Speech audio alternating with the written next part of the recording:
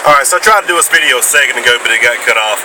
Anyway, so hopefully I didn't lose any of my passion or valid points that I made.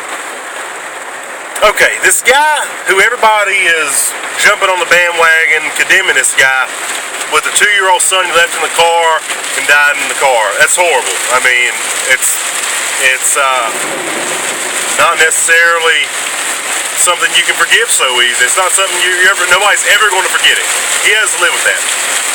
I'm sure he feels horrible enough that his son is dead. I'm sure he wants to kill himself over that. I couldn't imagine. Everybody says he forgot his son. I mean, that's horrible, and it is.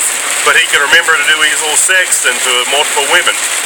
Well, that's horrible he's doing this sexting crap, because he's a married man. He ought to work his own issues out with his wife. But that's a whole nother thing. See, the media agenda is just trying to get you to condemn this guy. People, you need to start thinking outside the box. I know a lot of people who might watch this video, or just in general, probably is not college educated. They're probably never going to think outside the box. Because if you were educated, you wouldn't jump to a conclusion as soon as it happened. Yeah, that's the facts. He forgot his kid in the car, but don't jump to the conclusion automatically killing the guy. I mean, put yourself in his shoes. You say, well, I'll never forget my kid. You a lie. You a damn lie. If you say you ain't never forgotten something important. You know, most of the time old kids running his mouth 100 miles an hour. Oh, Daddy, what's that? Daddy, what's that? Daddy, what's that? Come on. You're thinking, oh, I mean, it is what it is. Everybody deals with it as kids. But he's probably in the car running, might be running late, running a little behind, mind on 1,000 things, yeah, and one of the things could have been that sexting that was going on, holy wreck. But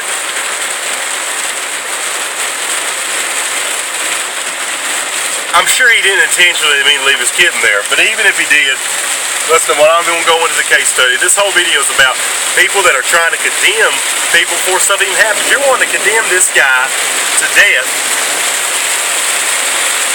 but everybody, get over, you idiot! Damn, I'm driving stupid people on this road today. Here I am driving one hand when these fools can't even drive using two hands. My insurance is watching this, don't even pay attention. But this guy, I'm sure he feels horrible. I'm trying to let's get to the point quicker. I got a little distracted when something happened there. But you got all these dope heads out here in the world that are, you slap them on the wrist, dope dealers, slap them on the wrist, send them down the road. A rapist, slap them on the wrist, send them down the road. Child molester, a few years in prison, send them down the road. Murderer, cold-blooded murderer. Oh, well, we might give him life in prison, or we'll give him 20 years. You know, let a guy forgets about his kid. I'm sure he wants to kill himself because all his family, his friends, and are bagging him out about it and ragging him out about it, and he's probably wanting to kill himself anyway. And here, let's say anybody else in the country jump on this guy's back. So even if they don't condemn him to death, he'll probably cap himself off anyhow. His wife probably lose his marriage over it, everything he ever worked for in his life. And you know what? Everybody would be happy to see that, even though he probably feels horrible about losing his kid. And you're going to get this dope dealer out here, slap him on the wrist, even though having him sell dope to people, even if they're willingly buying it, they get it on addiction or however it starts, these people are slowly dying over years, killing their brain cells, killing every part of their fucking functions that they have. Excuse me, that was funky functions, not the other word. And having to watch this family member die for years. All the family has to watch it. Seeing them become a shell of the person until they end up going so crazy they die. I had a friend in high school. I still talk to him, right him, love him. I ain't gonna say his name or nothing. But the drugs messed him up like that. He busted a house, busted these old people up, trying to steal a few measly bucks. It changes you. These people that deal this dope out and make it, you gotta kill them. Kill them right on the spot if you want to kill somebody. Walk in a meth lab, see him making left, cap his ass. If you want to jump on back and kill somebody, not the man who forgot a child that he spent his time and love trying to raise. America, y'all are bloodthirsty and you make me sick. I hope if you're reading this, I hope you know you're a moron for jumping on a bandwagon. He might be guilty. If he is, he deserves it. But you know what? We need to get off these bandwagons because the man could have honestly forgot something.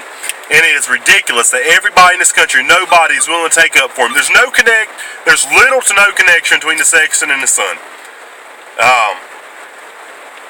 You know, not with the murder of it anyway. Because no matter how horny you are, if you love or like somebody or even hate them, leaving them in the car, killing them, or accidentally or whatever, it's going to have nothing. You're not going to be thinking about that sexton at the same time you're thinking about wanting to kill or not thinking about it or thinking about what happened. There's no connection there. If you think there is, you're a moron. Because there's two different parts of your brain that's using that right there. They're not going to be working at the same time. You know, this thing happens, the kids get left in the car, we're all jumping on this guy's bandwagon. It happens all the time. Look it up. You watch these crime shows, it happens in them, you know, because it's stuff that really happens. It happens on a norm. And this poor guy is the one guy out of the 100 that gets killed, gets all this media attention for it. You know, Casey Anthony got off. Oh, woo. Everybody still wants to talk about her all these years later. Not counting about the 2 years that she had, everybody was dragging her through the mud, and they still talk about her, most hated woman in America, and you have her little baby. I'm sure she might, if she does or doesn't feel bad about what happened, I'm sure she has enough criticism as it is the rest of her life, without everybody jumping on the bandwagon of her and this guy. You know what?